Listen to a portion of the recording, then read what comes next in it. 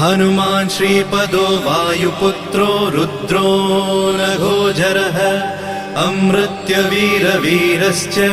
ग्रामवासो जनाश्रयः धनदो निर्गुणः शूरो वीरो निधिपतिर्मुनिः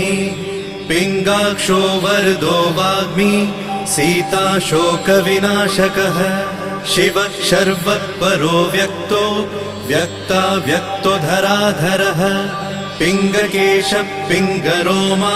श्रुतिगम्यः सनातनः अनादिर्भगवान् देवो विश्वहेतुर्जनाश्रयः आरोग्यकर्ता विश्वेशो विश्वनाथो हरीश्वरः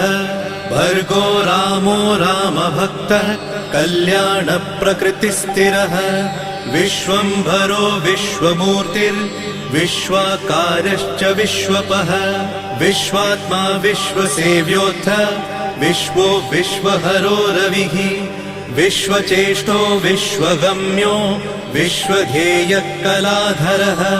प्लवङ्गमः कपिश्रेष्ठो ज्येष्ठो विद्यावनेचरः बालो वृद्धो युवा तत्त्वगम्यः सुखो यजः अञ्जनासूनुरव्यग्रो